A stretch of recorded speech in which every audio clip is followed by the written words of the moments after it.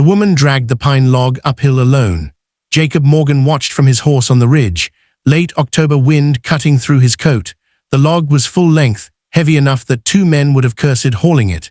She had rope over her shoulder, boots digging into rocky soil, her faded calico dress mud-stained to the knees. Most women would have quit an hour ago.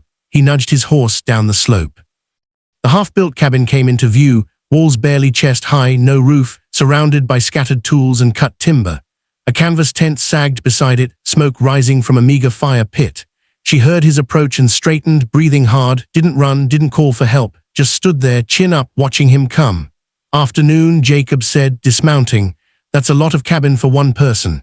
Don't need charity from strangers." Her voice was steady, but her hands stayed on the rope like she might need to use it as a weapon. He studied the walls. "Roof won't hold without proper bracing. Storm's coming in 2 weeks, maybe less, I'll manage." Jacob looked at her, then really looked. A scar ran from her left temple to her jawline, old and pale against weathered skin. "Burns," he guessed. She read his gaze and her shoulders tightened. "I'm not pretty," she whispered, defensive, like she'd said it 100 times before. Jacob met her eyes. "That's fine, I need honest, not fancy. Winter kills pretty folk first out here." She blinked, something shifted in her face. Surprise maybe, or suspicion of kindness. "Why would you help me?" she asked. "Because I'm tired of liars and nice dresses." He picked up her hammer, tested its weight. The handle was wrapped in cloth strips for a smaller grip. "You got nails?" She hesitated, then nodded toward a crate. "I can pay with labor, I cook, I mend, fair enough." He walked to the nearest wall, examined the joints.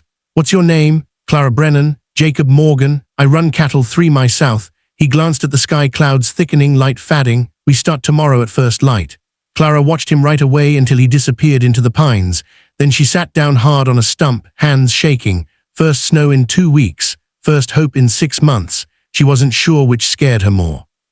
Jacob crouched by Clara's fire the next afternoon, examining her tools while she boiled coffee in a dented pot. The hammer handle, the sorted nails, the careful stacks of lumber, everything spoke of someone who planned, who thought ahead. "You do good work," he said. "Taught myself." She handed him a tin cup. "After my husband died," he sipped the coffee strong and bitter cowboy style. "Town's got a lot of widows. Why buy land out here alone?" Clara's jaw tightened. "Merchant in town wanted me after Thomas passed. Said I needed a man's protection. When I refused, she stared into the fire. Rumors started, cursed woman, witch who burned her own house down." Jacob said nothing, waiting. "Fire started during a fight," she continued, voice flat. "Lamp broke, I tried to pull him out. He hit me into the flames, I got free, he didn't." She touched her scar unconsciously. "Town buried him a hero, buried me alive with gossip." "So you bought this claim with everything I had left. Figured if I'm going to be alone, might as well be on my own terms." She looked at him directly. "What about you ranch that size? You should have a wife, sons even." Jacob set down his cup. "Had a wife, Sarah, beautiful woman. Everyone loved her. She wanted town life, parties, dances, people admiring her. Ranch border." He paused. "She died 2 years back, childbirth. Baby didn't make it either. I'm sorry, don't be. I loved her, but I didn't like her much toward the end. She didn't like me either." Truth be told, he stood, brushed off his pants. "Town widows circle me now like buzzards. All performance, no help. I'm drowning in women who want to be Mrs. Morgan but don't want to be my partner." Clara stood too, studying him with new understanding. "So this arrangement is practical." Jacob finished. "You need help before winter. I need meals and mending." "Nobody needs to make it more complicated." Agreed. They shook hands. Her grip matched his callous, firm, honest. He noticed she didn't look away. "Well, start on the roof frame tomorrow," he said as he rode off. Clara watched until the trees swallowed him. Then she turned back to her half-built cabin, something unfamiliar stirring in her chest. Hope was dangerous, but maybe this once. It was worth the risk. 1 week later, snow began to fall. Clara measured a board while Jacob sawed, their breath fogging in the cold November air. The cabin walls were complete now, the roof frame half finished. They worked in efficient silence. A rhythm developed through days of shared labor. "Hold this steady," Jacob said, lifting a beam. She braced it while he hammered. Snow dusted their shoulders, melting against their necks. "Thomas used to drink," Clara said suddenly. "Started after we lost our first baby. Got mean when he drank." Jacob kept hammering but listened. "That night he came home drunk. Started yelling about supper being cold, about me being useless. Knocked the lamp over during the fight." She stared at the beam she was holding. "I tried to save him. Even after everything I tried but the fire." She shook her head. "Town decided I must have wanted him dead. Easier to blame the scarred woman than admit their church deacon beat his wife. Jacob set down the hammer. My wife wanted everything I couldn't give her. Status, excitement. I knew she was unhappy, but I kept hoping the ranch would be enough. He looked at the mountains when she died. My first thought was, I'm free, been hatting myself for that ever since. Maybe God gives us what we can't keep so we learn what we actually need. Clara said quietly, maybe. Jacob picked up his hammer again, or maybe God's just quieter than preachers claim. The snow intensified suddenly, thick flakes, wind picking up. Jacob squinted at the sky. We need to stop. This is turning into a blizzard. You should go before it gets worse. Too late for that. He secured the tarp over the unfinished roof. I'm staying the night.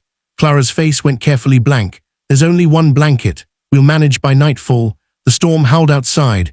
They sat by the fire inside the half-finished cabin, canvas tarp overhead, sharing Clara's blanket around their shoulders, not touching but close enough to feel each other's warmth. Clara pulled a book from her pack, water-stained but intact. Do you read? Barely, Jacob admitted. Never had much schooling. I could teach you if you want. I'd like that. She opened to a marked page and began reading aloud Homer's Odyssey, Penelope waiting for Odysseus. Her voice was soft but clear, turning ancient words into something alive. Jacob listened like a man starving. Somewhere around midnight, exhausted, Clara's head drooped against his shoulder. He went very still, afraid to wake her, afraid to move. At dawn, she stirred and realized where she was. Their eyes met.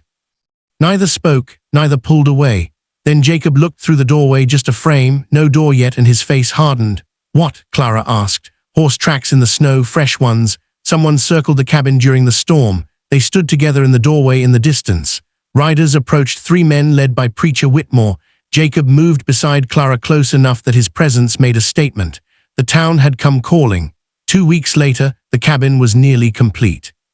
Door hung, windows sealed, chimney drawings smoked properly. Clara plastered the gaps between logs while Jacob fitted shutters outside. She heard him humming the first music this silent place had known.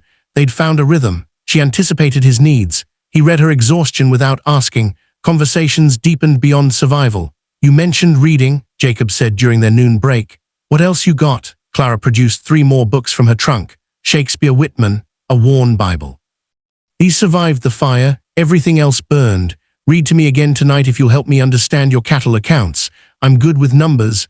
A messenger arrived that afternoon with supplies from town. The boy wouldn't meet Clara's eyes, just dropped the crates and left. A note was pinned to the flour sack. Jacob opened it, face darkening. Offer still stands. Honest work for honest woman. Leave the arrangement. Ah, Pritchard. Pritchard's the merchant, Clara said quietly. The one who wanted me. Jacob crumpled the note. I'm writing to town. No, Clara caught his arm. Let them talk. These walls don't care about gossip. That evening she read the Odyssey aloud by firelight, voicing Penelope's suitor in pompous tones that made Jacob laugh deep. Genuine, surprised by the sound of his own joy, Clara stopped mid-sentence. Stunned. What? He asked. I haven't heard laughter in this place, not since I arrived.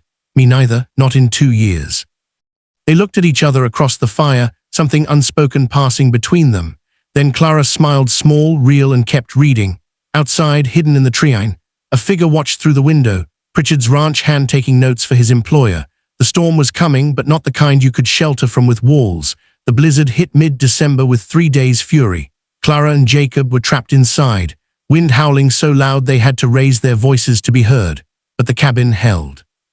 Every joint, every beam, every nail they'd driven together, it all held. Your work's good, Clara said, watching the walls.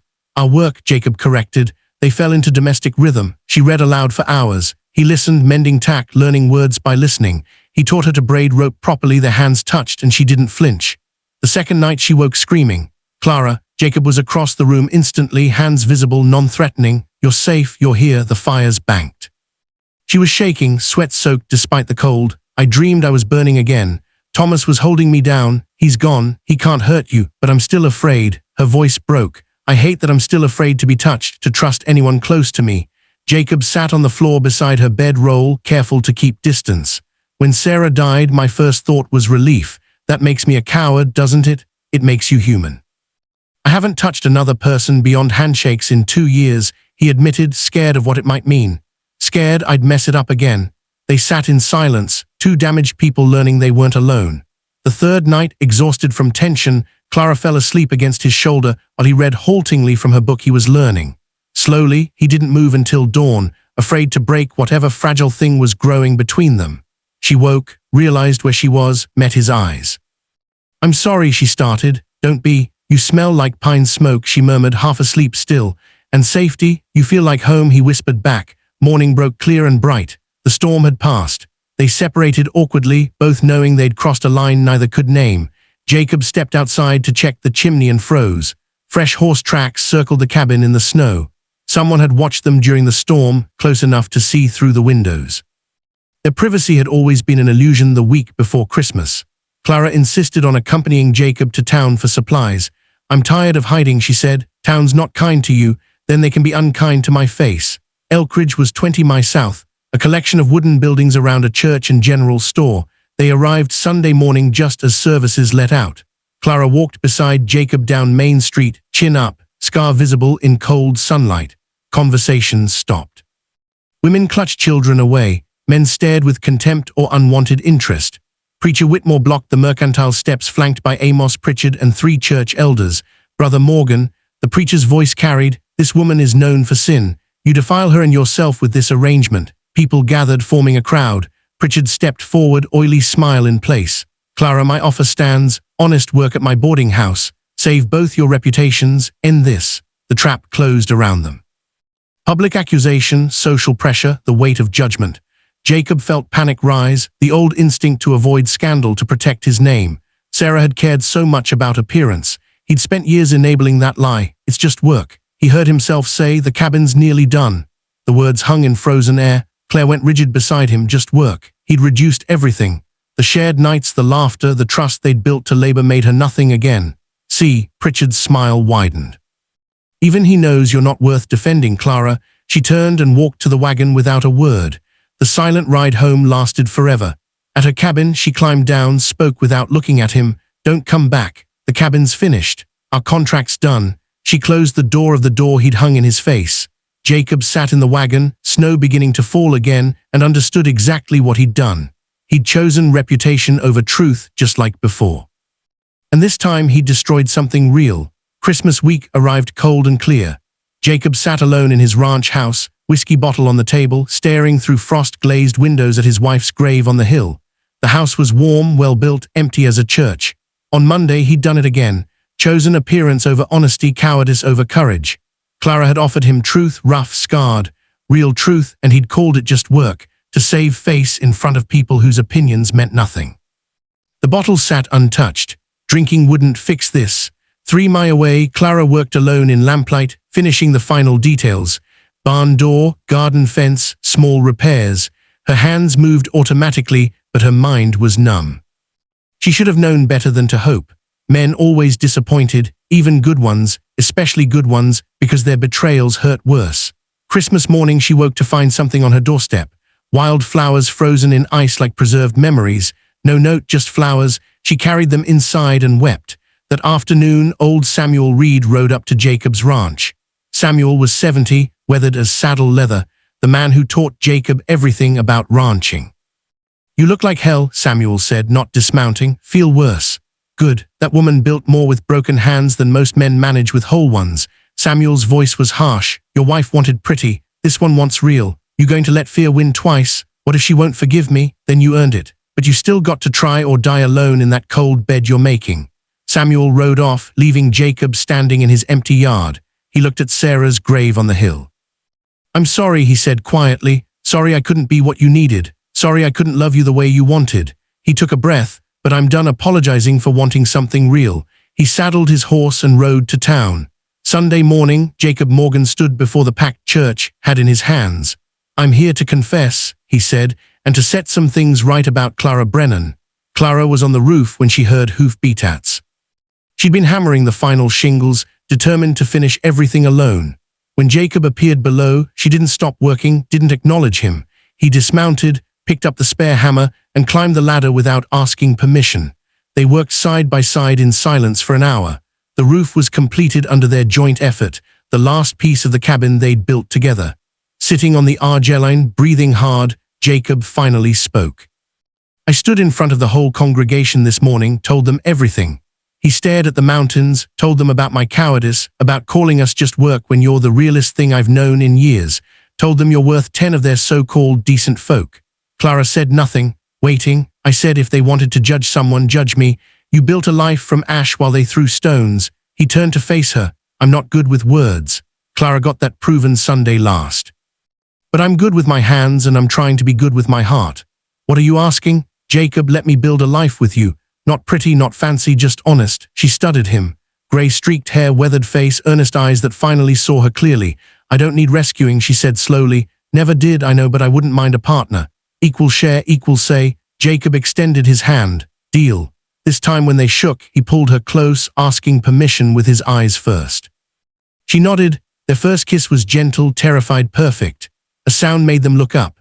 On the horizon, dust rose, wagons approaching. What's that? Clara asked. Town families. After my sermon, some folks felt ashamed. They're bringing lumber, tools, food. Jacob smiled slightly. They want to help build your barn. Our barn, Clara corrected. They climbed down as the first wagon arrived. Families with children, men with tools, women with food baskets. Preacher Whitmore came awkward and apologetic. Even Pritchard slunk past, unable to meet anyone's eyes. The community that had judged them came to rebuild. Clara stood beside Jacob, watching them work, and felt something she'd thought was lost forever. She belonged somewhere again. Late March brought the first true spring day. Clara awoke in the finished cabin, sunlight streaming through windows Jacob had fitted perfectly. He was asleep in the chair by the banked fire he rode home most nights, courting properly, respecting her need for time and space. She watched him sleep. This man who'd chosen truth over ease, partnership over appearance, his face was peaceful in ways it hadn't been last fall.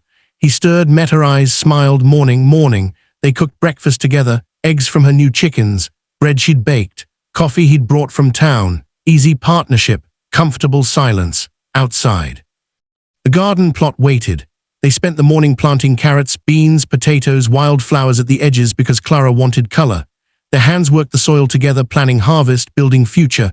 A writer approached around noon, Pritchard hat in hand. Miss Brennan, Mr. Morgan, he cleared his throat. I came to apologize, I misjudged. You didn't misjudge. Clara interrupted calmly. You couldn't see past surfaces, simple as that. I hope there's no hard feelings. There aren't. But there's no business either. Good day, Mr. Pritchard. He left, dismissed, without anger, without power to hurt them anymore. Evening came soft and golden. They sat on the porch. Jacob had built her a bench, watching mountains turn purple in fading light.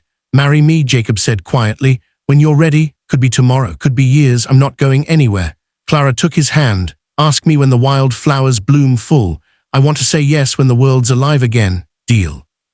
They sat in comfortable silence, watching the first stars appear.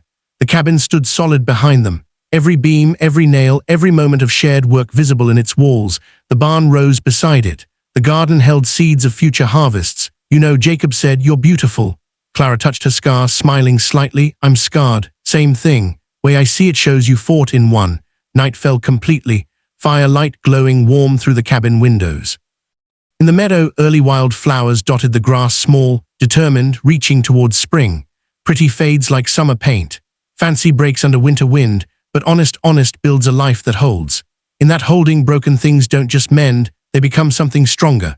And when spring comes, as it always does, love built through labor blooms deeper than any flower ever could. The mountains watched over them, ancient and patient, as the cowboy and the scarred woman sat together on their porch. Building tomorrow, one quiet moment at a time. The end.